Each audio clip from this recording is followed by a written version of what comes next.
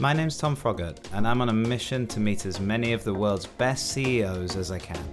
I want to understand what makes them tick, what great leadership looks like from their perspective, and how they learn to be great at what they do. This started out as a solo quest, but quickly I realized I should share these conversations with the world.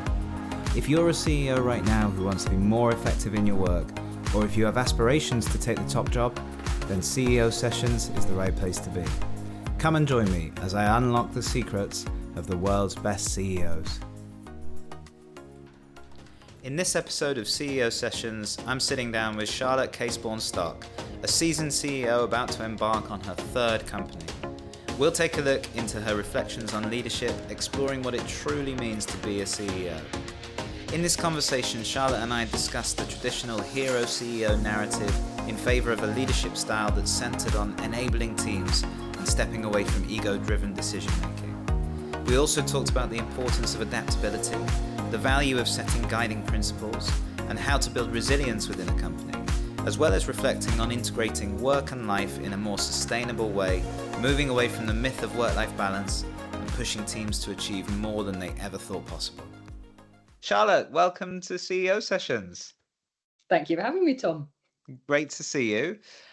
So, Charlotte, we've talked about the sort of the topic of today's conversation. Just as a bit of a recap, really what we're looking at is as you sort of look at your stint as CEO of one company that's recently coming to an end, and your starting of a new journey. Really interested in your reflections on your journey as a CEO and the things that you've learned along the way. We always start with the same question, though, and that is, in your opinion, beyond what's sort of on the job description, what do you really think the role of the chief exec is in a company? What is that job about, in your view?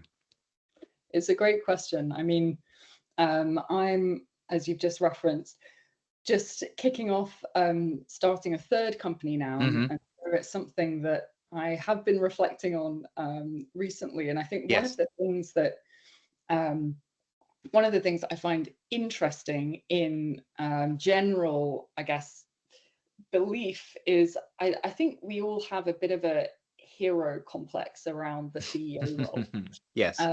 It's, we have these pinups, Steve Jobs, Elon Musk, these heroes that Yeah. are for which a huge amount of success has been attributed to, and have, all credit has been achieved by.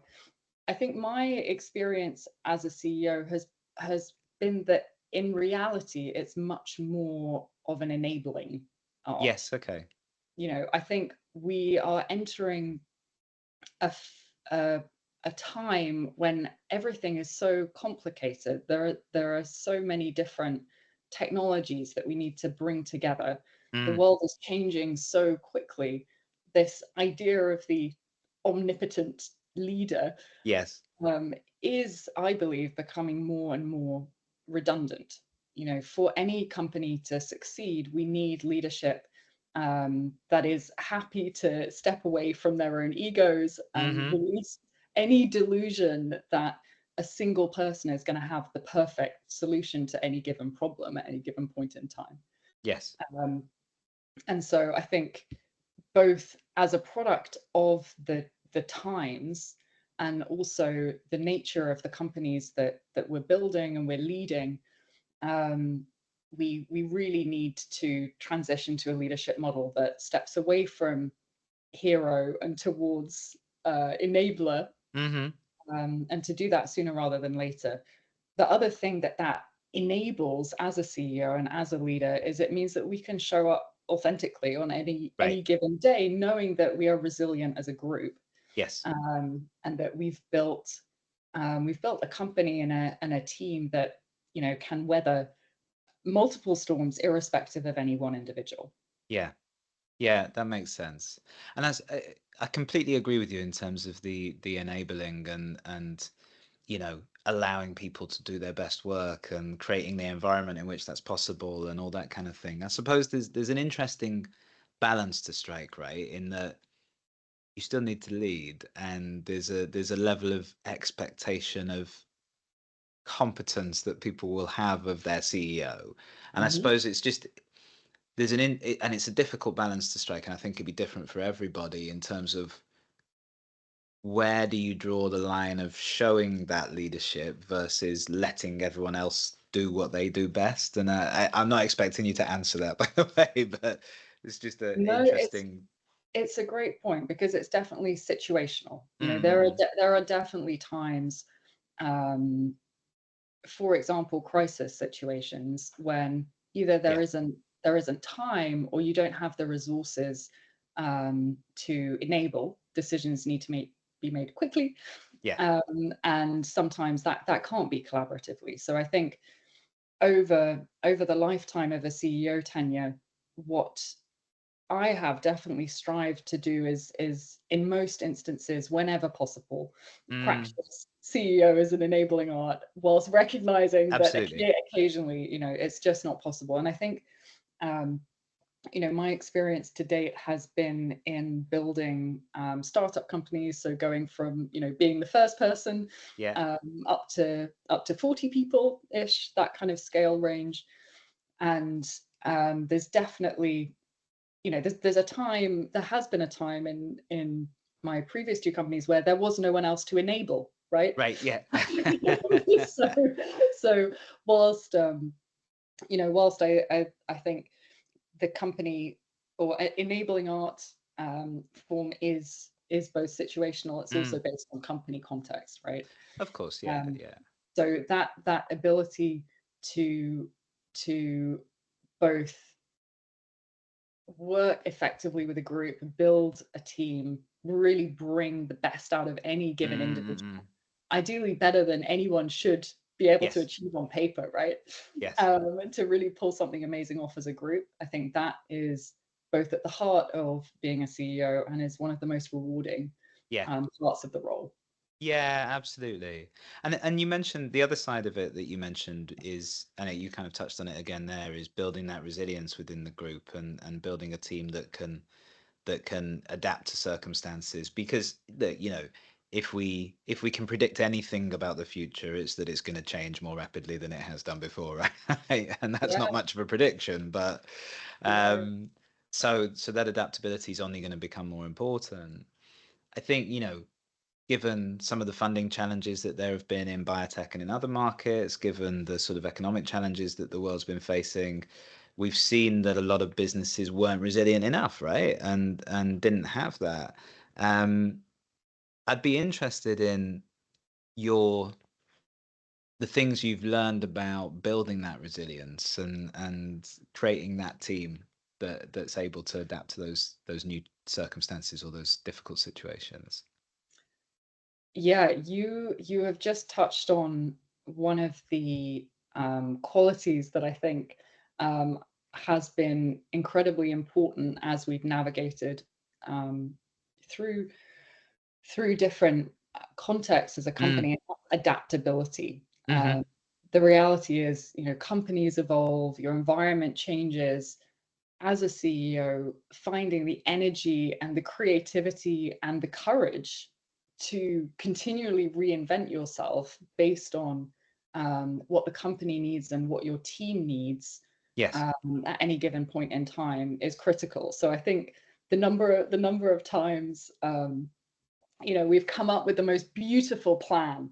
You know, it's perfect. Everything we think we've thought of everything, and and the number of times that actually we've been brought right back to the drawing board. You Yep. know, forget it. It does not matter how beautiful your plan is, um, how well you've thought through every single thing.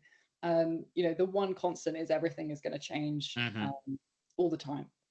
So making sure that at any given point in time, you have clarity and your team has clarity on, you know, why we're doing what we're doing. What is the purpose of the entity that we're building together, such that when the what changes in the day to day, you know, what needs to be done, how are we Yes. gonna realize that purpose?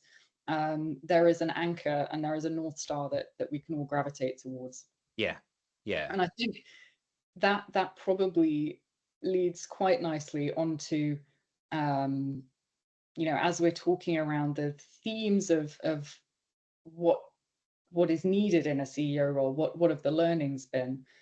One of the key things I think is not being afraid to be held accountable. Okay. When we talk about this North Star, one of the most important elements of the role really, I think, is defining what success looks like. Right.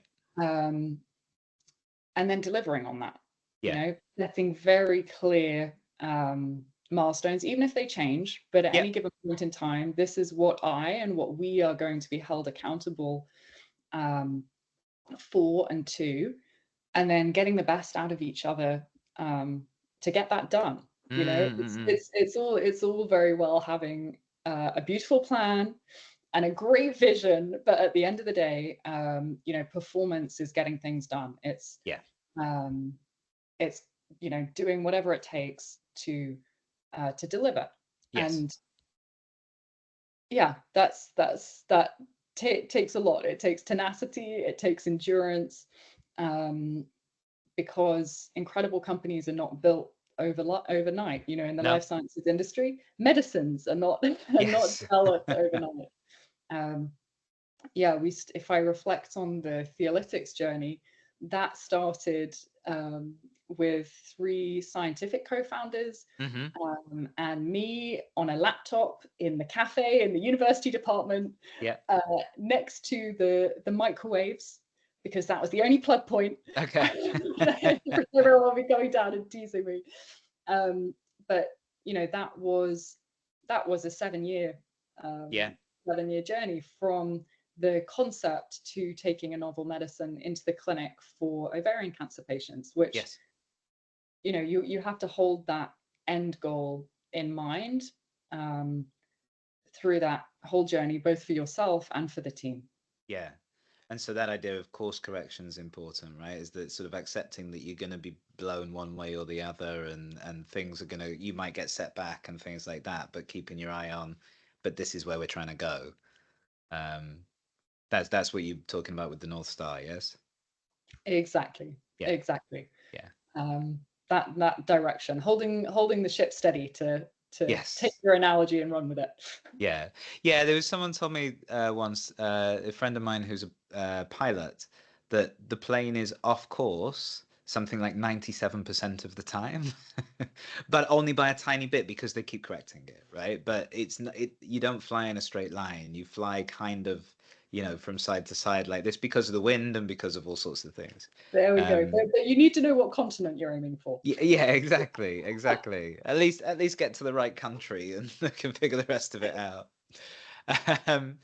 And just thinking about that journey with Theolytics, obviously where you were as a business changed a lot, where the context of the organization changed a lot. I'm assuming you moved from next to the microwaves at some point. And you talked about as well, sort of in general, having to be brave enough to adapt, brave enough to change and show up in the way that your team need you to show up. How do you think you changed as a CEO over that 7-year period? I appreciate that's probably quite a big question.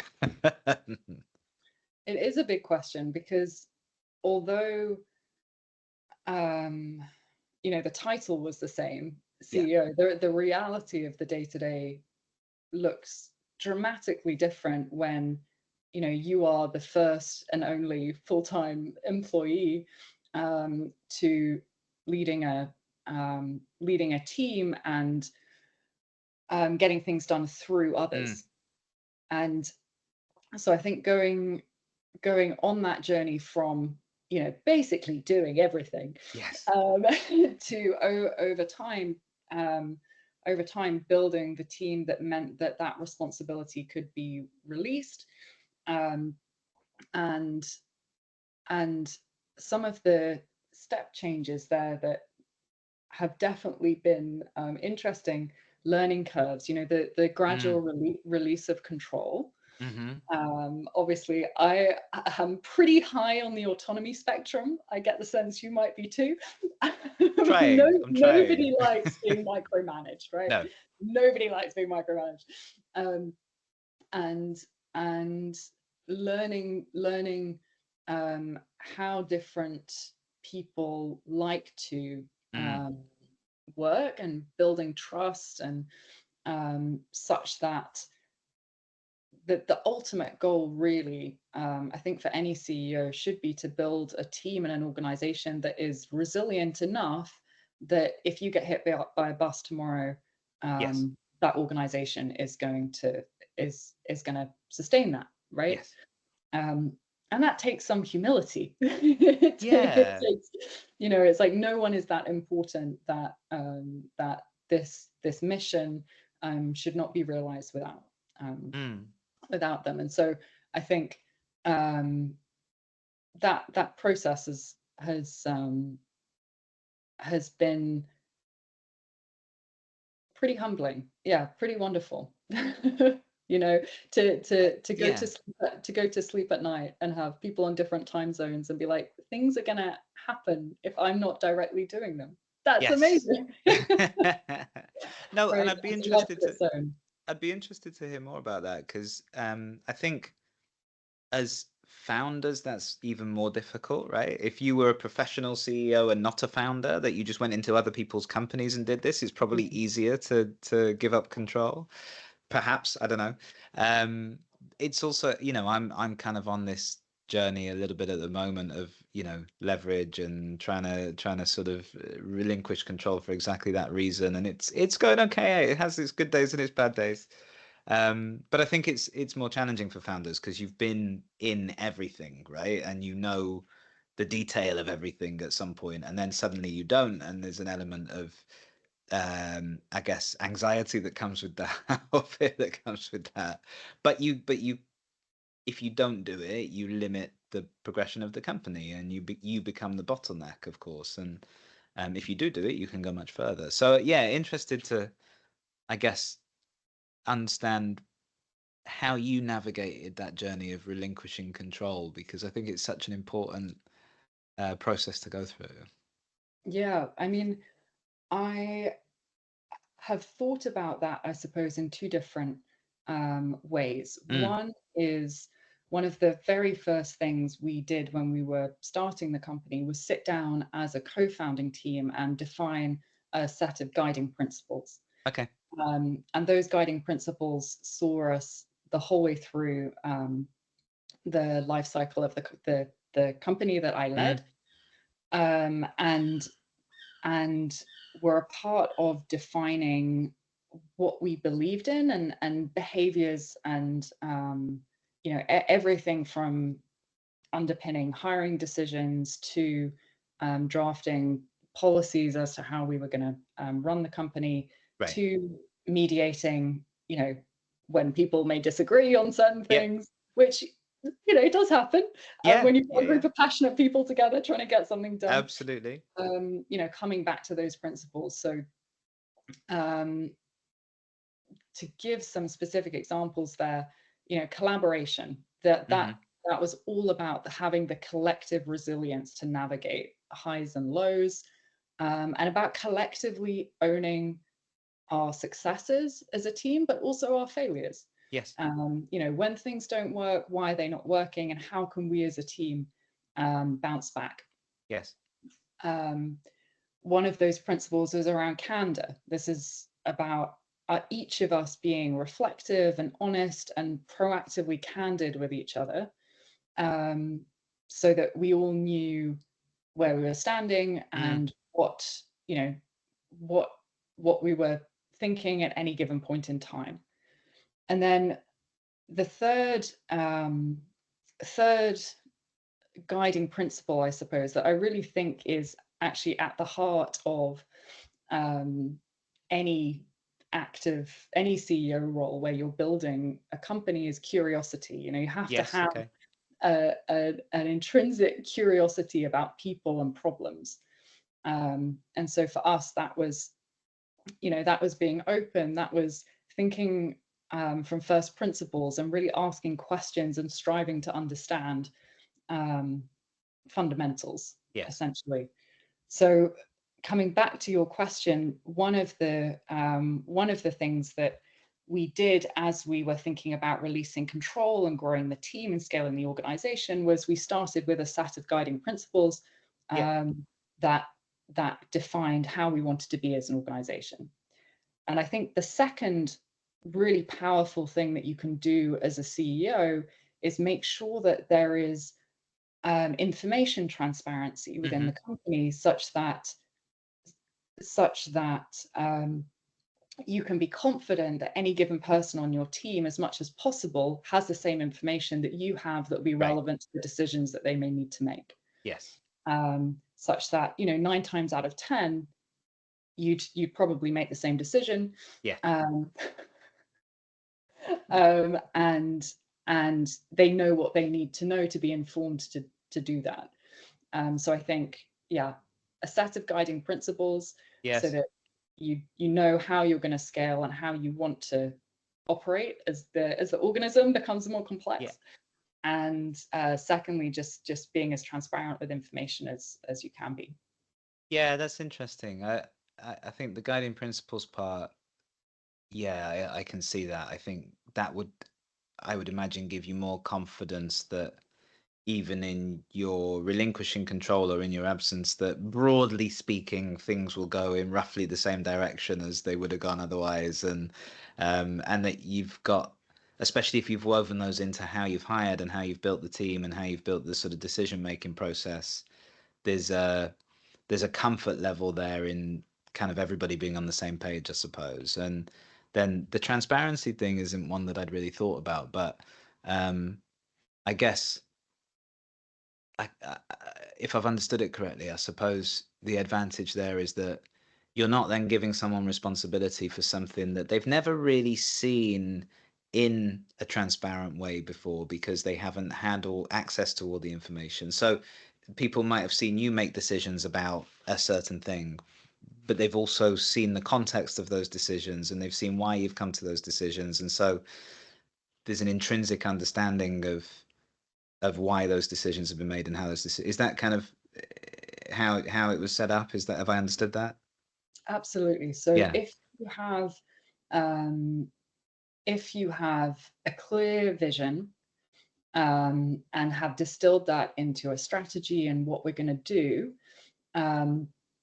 this is the framework of context within which the information, the mutual understanding that hopefully everybody has, is on the same page. And then that is the context, to use your word, that we need to know or to have confidence that each of us, when we are taking decisions at any level of the organization, are doing so with that directionality that's going to land us on the same continent, hopefully the same country. Yes.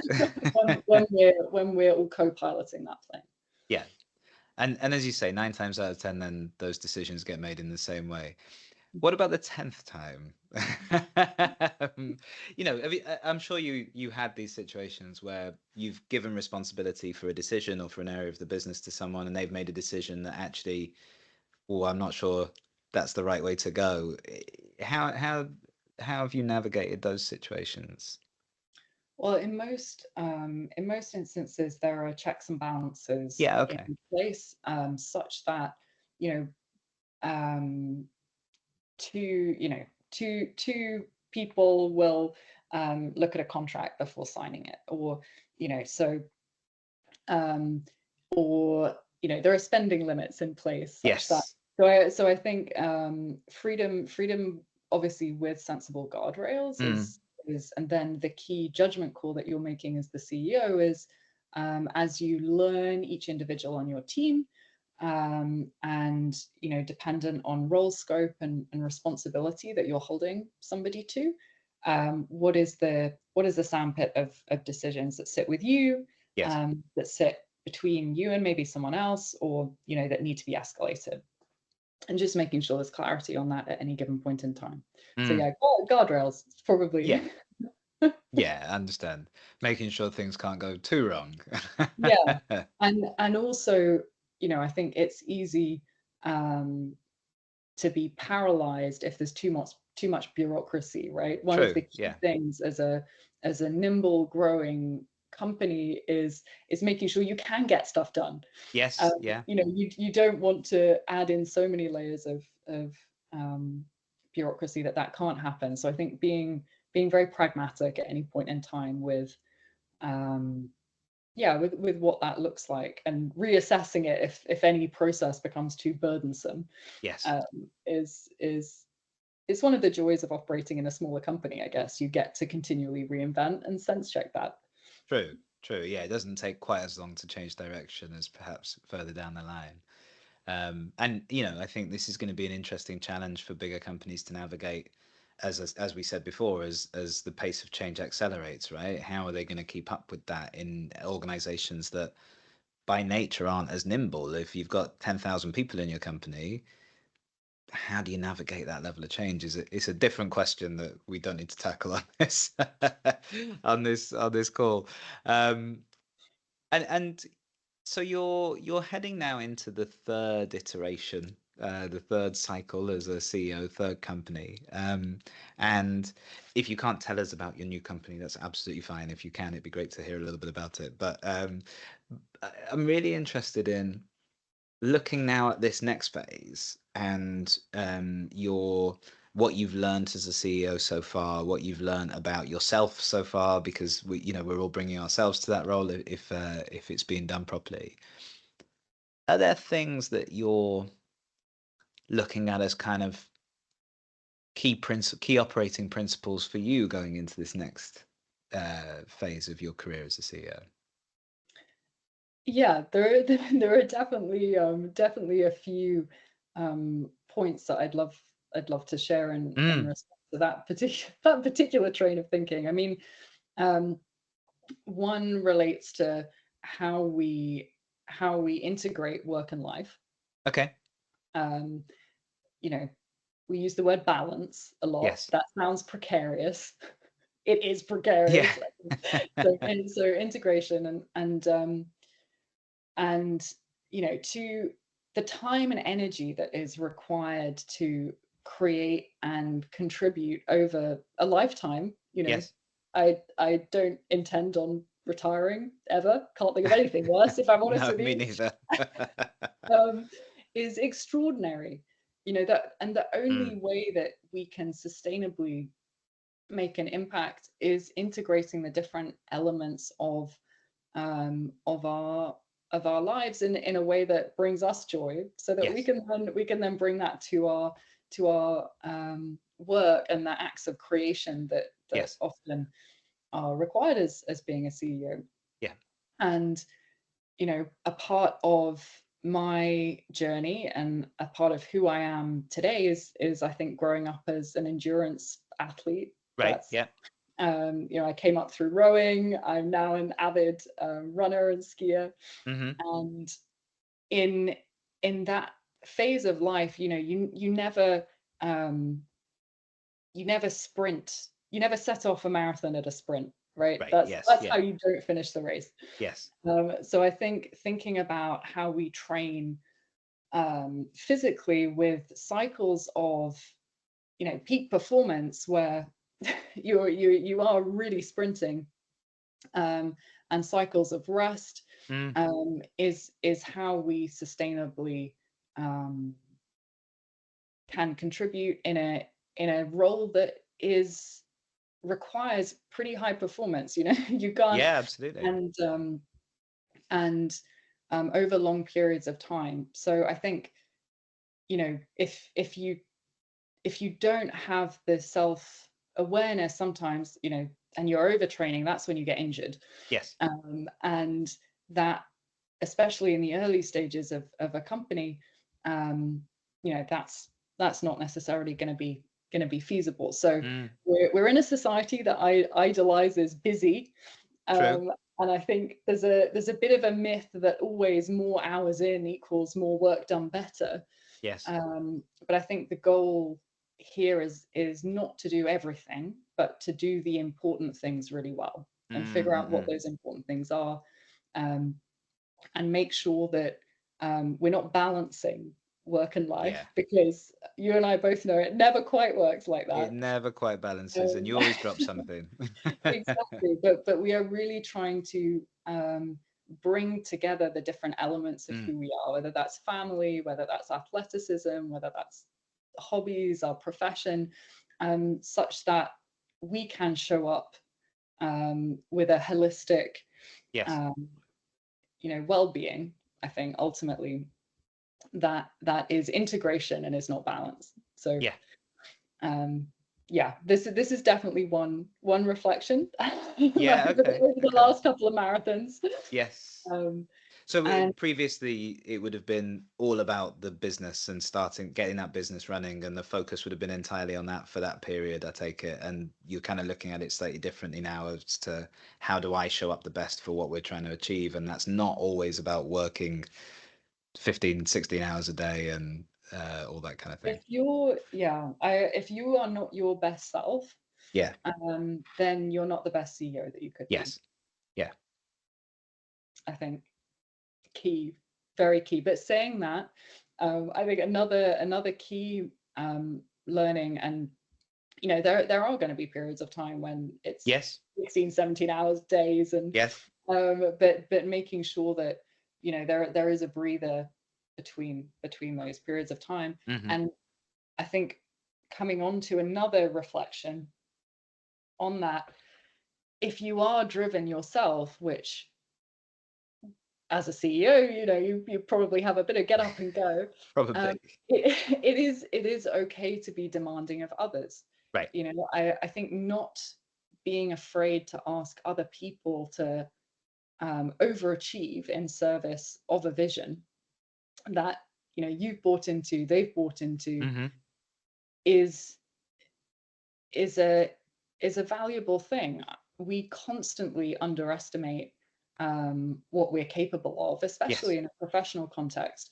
And so, if you are constantly raising the bar of what is expected, um, some of the best conversations I think I've had with others have been around, you know, this. Yes, this is an incredibly hard Yeah. thing.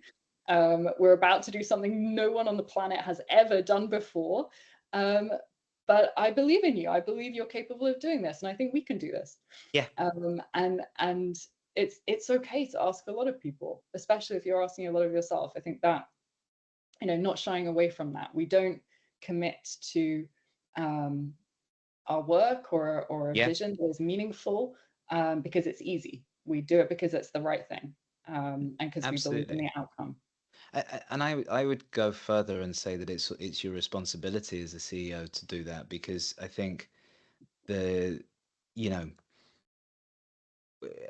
as a society, I'm not going to get too deep here, but as a society, I think we have come to a point where people shy away from asking too much of themselves a lot of the time. Not everybody, but there are a lot of people who are very capable, but don't have never had someone back them to push themselves to their capability. And I think you've got to push for goals that make you feel a little bit nervous and a bit uncomfortable, right? And sometimes it's holding people accountable to that. Sometimes it's, as you say, supplying the belief in advance for them. Like, they might not quite believe it yet, but you give them your belief for a little bit, and hopefully theirs starts to catch on. And I think that's, I know in our company, if people don't feel they're developing and don't feel that over the time they've been with us, they've advanced and progressed in their capability, whether it's in their career or not, because people have different motivations, right? Um, I feel like I've not done my job, and I think that's yeah, you have to hold yourself responsible for or accountable for making sure people push themselves. I completely agree. I 100% believe that each and every one of us is capable of leaving this world a better place than Yes. we found it. And us finding the space within which we want to do that is a part of us thriving, and is a part of as individuals, and Hmm. then also um, as a community, as humanity. Yes. Yeah. And is it too soon to give us a bit of a sneak peek into the next project? It's watch this space. Okay. It's That's fine. on That's that front. Yeah, exciting things to come. yes. So this is probably something that you've already talked about, given sort of that you've been reflecting on this stuff anyway. But if someone's out there perhaps trying to build a company and is trying to find the right way to do it, or if they are in a situation where they're trying to take something to the next level, or they're trying to find themselves as a CEO a little bit. Um, what would be the advice that you would give? What would be the thing that you wish you'd known 7 years ago that you know now? Gosh. Um, I would probably say that get curious and stay Hmm. curious. Um, that that even if you um, feel like you know the space that you're going to be operating in pretty well, find the best people on the planet that are either operating in that space or are tangential to it, Yes. um, and speak to them, triangulate, check the assumptions that you're making with as many um, other people as you can, because the higher the quality of the input that you're getting, the better decisions you're likely to be able to make. Yes. And so really surrounding yourself with the best people that you can find, and people that you enjoy working with. Hmm. I think um, the people that we work with, our teams and our colleagues, are you know and I'm sure many people could emphasize with this. So the difference between having a great day and a really tricky day, and the decisions that you're going to make um, are not always going to be the right ones. Yeah. But in some instances, taking a decision, in all instances, I would go as far as to say taking a decision is better than taking no decision. Absolutely. Um, because stagnating in ambiguity for too long can really take the momentum Hmm. um, out of the company and out of the team. But if your information changes, not as quickly as possible, not being afraid to turn around and saying, okay, we do Yes. need to course correct. We're going to do this. We're going to do this quickly. Um, and put your hands up and say that was the best decision yesterday. It's not the best decision today. Hmm. I think is a really important element of the role. And Yeah.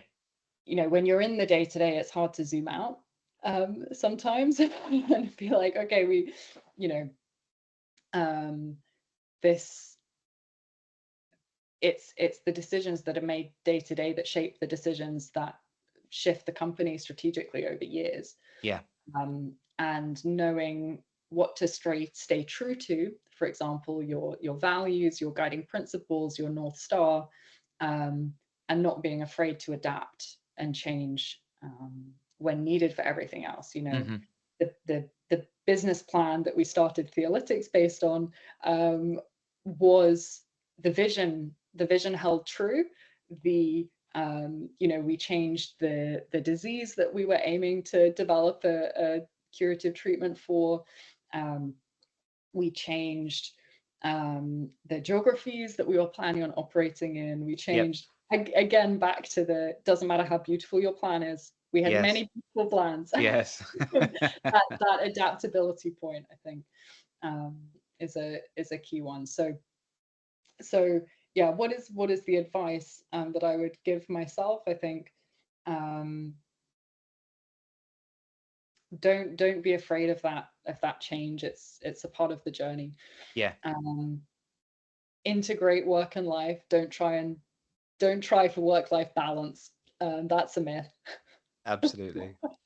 And yeah, try step away as soon as is feasibly possible from that hero complex to Mm. enabling a team and to thrive. Because if your team's thriving, your company's thriving. Um, and you're getting stuff done. Yeah, absolutely. And your life becomes a whole lot easier when that happens. Charlotte, it's been an absolute pleasure as always. Thank you for joining us. And we will absolutely watch this space. Thank you for having me, Tom.